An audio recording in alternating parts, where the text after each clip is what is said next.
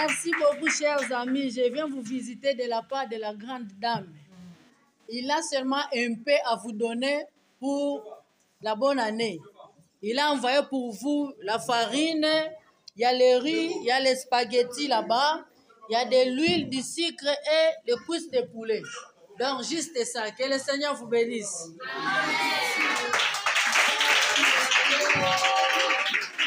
Vous avez à dire? Maman de maman, merci. Nzamba pambola, c'est belle grande dame. Maboko ane ka okakate, toujours likolo. Nzamba mona yo to c'était. Amen. Merci beaucoup. Merci. Merveille la famille babona na bino, je vous crois bien portant nangolo na nzambe bandeko babolingo toka opesa bino sango.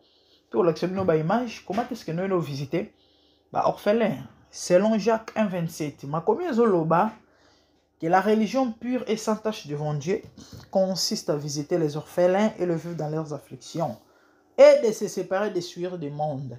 To se contenta car na deuxième phase il y a passage où il y a verset au kamutute na zana ba camarade pour éviter ba problème na tonga raté na linga mo sa mutute nga mobala mutu na zorate nga na iba ate tete nga ina sambelaka nga na église dimanche nga en tout cas na général mingi nga na mutu ya sanctification ngai.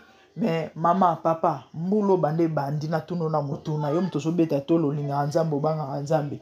Du 1er janvier le toi le 31 d'habiter yo zolanda émission mukonini toi le 31 décembre mbule sili au visiter ta orphelin ata ve vocabele liputa so sali angote yebake na miso nzambe ozana litige tolo bango bongo parce que ezali recommandation biblique o nzambe azopesa biso bandeko tobetaki tour na orphelinat ça marche orphelinat ya mama Chantal mama bomoni wana ya mokolo mama moko ya motema monene abokola bana oyo ayebi ni tata ni mama ni famille misu babwakela ye bango na baporte misu baya kotika na leta aza na bana ebele abokolaka nayebi te actuellement bakokoma combien parce que je me rappelle et la dernière fois je sais pas parce que tour asuka tobeti tour kuna je crois ezaki na décembre année passée azaki na bango ata ba 60 et quelques entre 60 dans 70 azaki na bango vraiment ebele bandeko image wana so botala yango bien so ozali touché te so oza insensible nayebi te na bengo nani bomona bana ya mike bamisu na baforme bakwashi corps bawana efoza bakuti kokota sika donc ventre bedonnant elongi bedonnant donc ventre ballonné compliqué pour une malnutrition yaya so kanisi bano ata na lipa ata na milk en guise de reconnaissance ya bolamu nzamba osala yo nzamba okanisa yo et aozanga te kopambola yo bien fait ezalaka oublié te nzambe atikalaka na nyongo mutu te makomi ezoloba celui qui donne aux pauvres prête à l'éternel. Or nzambe atikala na nyongo mutu te tout ce que tu fais oyo nzamba zo agréé yeba ke ako récompenser yango au-delà ya ndenge yo saleli napesa yo quelques lignes ya mystère ya kokaba omoni kokaba omona kokaba napeso quelques points eza tellement belle na ko numéro nyonso te et numéro nyonso te napeso ka juste quelques points ya mystère ya kokaba Bible zoloba muto apesa to azokaba za muto azolona. Or bato basalaka bilanga baebi. Moi je grandis auprès de mes grands-parents bando sala bilanga. Na domaine na kolona jamais babukaka ndenge olona. Jamais. So oloni mbuma moko ya nguba. Omoni ntango tosalaka tolonaka. Ba sema tozwa neti nguba to masango. So timoli libulu to boire grain moko. Mususu pe ko arriver tomber mi balé na kata libulu moko. Mais to tchaka mbuma moko. ebimaka moko te, ebimaka au-delà ya moko, ebimisaka ebele. Soko pikoli to po pindoli nguba o déraciner fleur ya nguba o eboti déjà ba nguba na se yo lona imbuma moko, mais tant o déraciner ekobimisela yo bandako wana toyebi nde cacahuète voilà nguba ndenge ya na kati ya ndako nango wana ekobimisela yo ba cacahuète wana ata plus de 10. Siko na kati ya chaque ndako ezaka ça dépend, okokuta 8, okokuta 6, mususu pe okuta 10. Misu pe za ya mwa mikuse, mwana bangu beza mwa mikuse wana okuta ta musu 4 vimba na kati. Mibale bakangami parce que nga koko na biso sa bilanga. Oka so bake basali récolte baye nango ka bozo pona bozo teta naebi oka bimisi eli au moins 4 na kati mais minene vimba ba mungu ebima mikuse ba webi ba milayi wana ndezela oka okuta 10 mbudimbo manakati vandi kangami. C'est ça. Tango yo pesi to loni yeba ke nzamba ozongiselo au-delà oyo pesi okopesa orphelin mbongo to elo akolia nzambe tango ozongiselo mbongo karate to elo akolia ndenge okabelaka elipa to elamba to liputa te kana eloko yo pesi. Dieu peut te garantir la santé, le succès, l'élévation, la réussite. Il peut même t'épargner de la mort. Na lobela mambo mingi peut-être temps eza muke pona ko fungolelo ngo bandeko masolo ko kaba nazali témoignage na yango nako banda ko relater bino ko pesa bino ba témoignage ko expliquer bino ko solola na bino.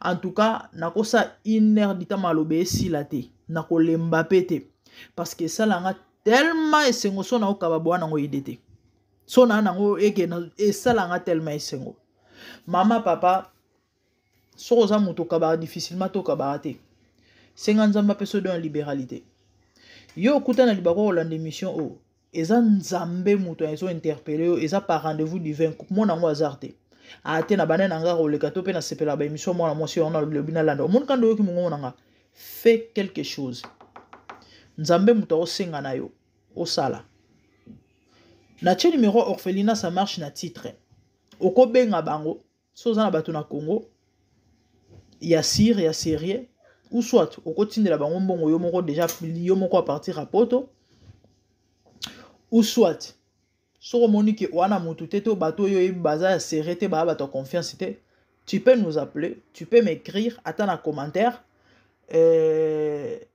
na opeso numéro na nga mais ba vidéo na nga kala nyoso za na ba numéro depuis na mo sala ba montage nga moko na tchara numéro te tellement na un peu limité mais très bientôt tozongela ba mamunyo so ndenge zalaka kala numéro na nga doza toujours affiché de so zongel ba émission na nga ya ba je crois ya ba 7 8 mois passés 10 mois mon numéro na nga zala toujours voilà.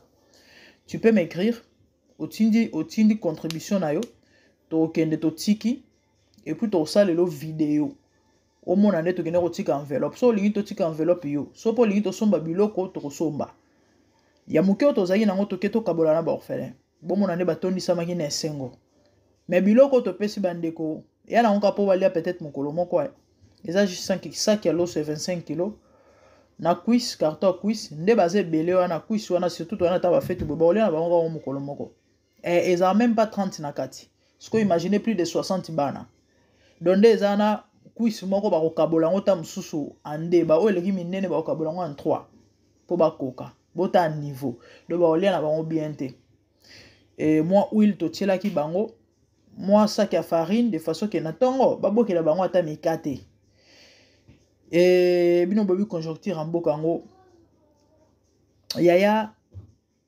esengo kopesa eleki ya kozwa bible zoloba parce que moto azozwa aokota niongo soko yebaka te yo linga bakabelako très bien lingaka bapesaka yo yebake bato baopesa yo baolekela yo yango bomonaka bato ebele oyo baza na monde wana balinga mingi kokaba balinga mingi kosunga balinga mingi kopesa pourquoi po bayebi ke ezalaka na ba avantage moko spirituellement parlant pour chiter so tangi na psaume 41 je crois son na bosanité omona ba promesse ba opesa na mutu oyo asungaka ba veuve na ba orphelin. Bible ezoloba mutu afungolaka matoi na ye mpona koyoka ba cri ya babola ya bana bato apasi ya ba orphelin mukolo ye pa koganga nzambe koyoka ye.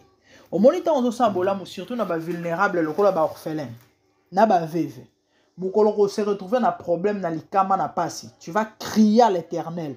Nzambe oza insensible te. Yango moni et puis Bible suki wana te Bible lobi nzambe a prolonger vie ya mutu wana. Yango bomona bato ebele ba occultiste ebele so ba umelaka na mokili moko ya ba secret yango wana. Bayeba comment ko poser ba acte ya malamu na makambo etali charité ko sunga ko pesa et spirituellement ezalaka yela bango ba avantage moko parce que omoni ba loi mibeko ya nzambe ekipaka te ezaloza satana soko tosi yango lipamboli o eza attaché to conséquence eza attaché na acte opposé elanda yo kande Bible lobi muto asungi mobola akozwa lipamboli nzambe akobatela kosala boye ntango yo sungi mobola na motema malamu na ou encore na motema osungi quoi na esprit ya kosunga. Voilà le fait que tu poses cet acte l'eau le noté et zongela yo, c'est comme ça. Dans le livre à Daniel Bandeko, je crois dans le chapitre 2, ils ont un roi moro et à ça ma moi malamote hein, ils ont décidé qu'il mettre fin à reine naï. À l'autre ndoto moko et troublaye et ndoto wana nzambe abane ola kisaye comment est-ce qu'il va au châtier. Tant on a Daniel a fait ses explications. Alobi na ebwe. Parmi ba proposition Daniel a proposé qui est pour apaiser kanda nzambe. Alobi ne zo bozwi no ndambo pesa babola. Au moni tango zu bozwi o pesi babola. Ato zaina ba problème. Ba poursuite mo spirituelle. Nzambe o kotelo. A défendre na ba ndenge mobwe, a bundela yo. C'est comme ça. Eza ba loi ya nature. Nzamba salango bongo échanger raté. Nous autres bandeko, soto sala ba marambo parce que tu yebi. Si aujourd'hui boka mungongo nanga. Nzamba batela nga oui, mais boyebi na mukilo abatu, il y a de ces actes là pona koyeba ko se positionner. Ezalaka na ba façon mo ya ko tambola ya ko vivre et ba acte mo ya ko poser. Moi qui vous parle, soko kufa nde na kufa kala. Et parmi babiloko o empêcha liwa et memangai vite. Eza ba acte charitable ya ko sunga bato apasi. Et ngamona banai na rape ko yeba te. Nazwa ngona ba message, na ba ndoto, na ba révélation. Et na nzela ya basali na nzambe bele ba ya ko confirmer ngango. Ke omoni yo, balinga ba sacrifier yo. Mais nzamba bundeli yo parce que nzamba zo se souvenir. Taba mambo sala ta ok solo wana yango bomoni et comment vie na ngai et comment vie na ngai. Donc jamais je peux finir l'année na sisimbula ka bongo. En tout cas année ozelanga facilité bandeko nanga du début à la fin. Même jusqu'à maintenant je vous parle na eu ba difficulté financière ya kosaranate. Mais comme eloko o eza ve onga na sala Bible lobby okoki kosala jamais ve et sans qu'on réaliser en haut sinon te et ozaelo mabe comme o eza venga na sala malgré mes difficultés na surmonter en kaka pona poser acte o kala tozala na habitude ya kosalela ngo ba émission mingi parce que to banda kosala ngo souvent bato bando landa chaîne banda kolanda chaîne nanga depuis banda baebi et en tout cas 2 mois 3 mois bando le karaté. Il faut que nous soit na orphelinat ou soit to beti tourne hôpital ko bimisa basi bakanga pendant temps moulai so bozongeli ba vidéo na biso ya ba 2 ans passé na chaîne bo mona ba émission wana ya ba 1 an ndambo passé bo mona bo mona que on faisait ça souvent mais quand ndenge vie bascule na ba réalité mususu esalaki ke et comme peut-être 1 ou 2 fois na année mais par la grâce de Dieu, tu as de temps à autre, tu continues à faire parce que c'est dans la volonté de Dieu. En tout cas, si on a eu l'émission, il y a des sunga, kokaba, surtout ko sunga bato pasi, et ça na lipamboli. ya makasi ya kosakana te. Mama, est-ce que oyebi ke nzamba ko fungola mabota na yo akoyi ko botolo na maboko ya noko na bino wana o wa noko na bino na famille wana a briser stérilité ka po posa ki acte mon orphelinat na yebi bato babota mapasa mama moko azara leka déjà ménopause kombone kiminga mama nazaya azaki aztara muto anovana na makampana azaye na mwa bozwi na yebi pete so pe nini tindaki so pe bayebisaki so ka lotaka ndoto akenda na orphelinat moko akenda opposer acte ketikela bana na biloko tanga pesi bango babondeli pona parce que na ba orphelinat beleza raso ketika biloko ba obenga bana na basambeli pona yo maman na basambeli pona elle avait déjà plus de 50 ans tanga zongi juste quelques temps après azui zemi abota mapasa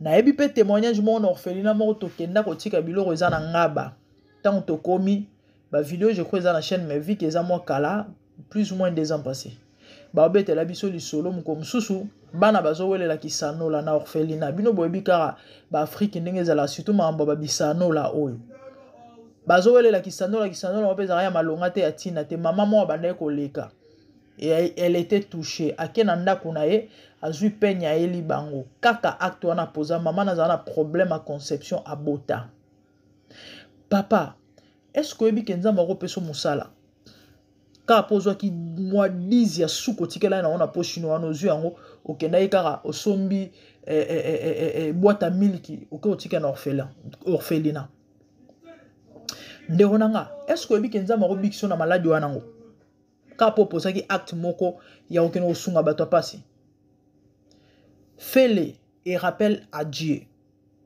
joie eloko songolo parala ya valeur mbongo biloko tout ce que tu as loba na nzambe na yoki maloba na yo et par rapport à likambo nanango par rapport à impuissance nanango sexuelle par rapport à problème à célibat nanango nzambe par rapport à problème à conception nanango par rapport à ya maladie nanango na opposer acte à foi o kolo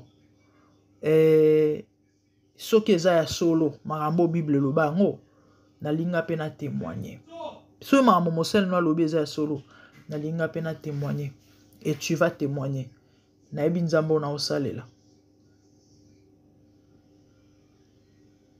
message ya moke nazali nango yango wana mpona yo yoki message yo s'il te plaît ko résister te ko hésiter te kolanda mongongo wana te zoyeba soki no te eza nango kaka te eza mpenza message yaki mpona yo oui yo ozolanda nga yes c'est à toi que je parle nzambe atindi nga na koloba no makambo parce que alinga bundelo na likama na problème moko eza liboso na yo est-ce que oyebi ke nzambe ako épargne yo na liwaka mpo kende osunga moto apasi est-ce que oyebi na bible eza na bato basekwa na bible eza na bato bazwa vie éternelle je parle de la vie éternelle Corneille azalaka païen mais tellement banda kosala bolamu mingi pona kozwa bomoi na seko pona komona nzambe il faut kaka ondimela yesu nzambe atali mwa mobali ayebi nga te il n'a pas Jésus bongo babolamu ebele asala vraiment ekeka perte boye so akufi Corneille mais osala bolamu mingi mais so okufi okimona nzambe te parce que tu n'as pas Jésus Corneille boyebi loko nzambe asala nzambe ayenda kosolola na Pierre azalaki na kati ya ndako na losambo nzambe amema ya en extase Corneille azalaka payen bandeko nzambe alakisa ye bareptile ayebisi ye mboma lia Pierre alobi non nga alera biloko asuye te nzambe ayebisi ye oyo nga na déclaré pire moto akodekolo akobenga yango suye te alobi ne kee na ndako ya Corneille Pierre akenda na ndako ya Corneille akenda koteya molimo mosantu akita bato bazala baptisé na Saint-Esprit lobi ke kota na famille wana pourquoi po tata na banda koposer ba acte moko bien Tabita c'est quoi moto akufi bandeko ba orphelin ba veuve ba na matanga Tabita bandeko oya simba elamba mabe oya simba kaleso mama tongelanga mabe boye ba kaleso mama tongelanga ba kaleso batongaka wana Tabita bana kotongela bana ba orphelin na ba kaleson ba fazer o bano vana na village opé bamama baveve bayana na bakanzaku na bango bazolela bazopukula bakanzaku balobi o Tabita mutu atongaka Tabita kokufa te baorfele baye balobi so Tabita akufi nda nango osunga biso tokolia nini ekotisa pitopale bayena obenga Pierre aya balobi Nzambe tosuka wapi akota na chambre haute abelela Nzambe Nzamba lobi nazongisi Tabita bandeko Tabita zonga na bomoi pona nini kapo banosunga ba orphelin ndeko nanga Nzamba akapaba kosekwiso omoni problème no Nzamba akapaba kosekwisa ngo omoni situation oyo ezoleliso wana oyo nio komeli na ba jeune prière o mateli bangomba okendeli ba Congo omoni sido za nango wana Nzamba akapaba kobikso nango yaka likambo za na ondima o dépenser bambongo pona koluka mwana oke ba Congo ba leo ba mona ba pasteur ba escroc na ba prophète misusu kutu ba ke plus loin ba matela yo wana soko luka lobiko solution ezate ba problème nyonso za na ngona yipsa ba toujours la solution na ba prière na ba jeunté. Il y a des actes à poser et parmi ces actes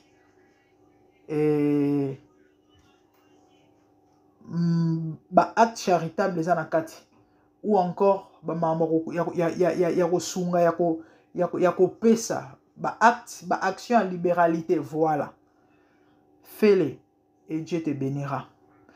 Donc comme biso na suka moi c'est la grande dame et toujours que justement image moke d'habitude to kena penda to filmer to sololi na bango to tuni bango mituna et par rapport ya ndenge ba vivaka ba difficulté baza nango mais toza depuis un certain temps na Congo to sa ba émission té parce que avant to bana pe ko sa ba émission na Congo caméra na biso ebeba en fait on a perdu ça et ebeba ka et puis après ils a sauté toi sur la caméra té ba matériel les a sauté mais par la grâce de Dieu année prochaine ba activité ebele ozonga na chaîne activité belé aux na chaîne et to comme ça to kei to 8 ans to filmer to ça l'émission moi à plus de 30 minutes bo moni bana boyoki bango en tout cas ça la esengo bon wana ezaka moi vidéo moi il y a 2 minutes auto joaki quand même pona ko lakisa na bandeko ke il faut osungaka si nous montrons ces images exactes parce que tolito lakisa batu ke biso nete bosa bolamu non ezara po tolingi to enseigner batu voilà c'est un peu ça. Que Dieu vous bénisse, abonnez-vous massivement, moi c'est la grande dame et commentez, likez, partagez et tout le monde est embarrassé. Merci, au revoir, bye.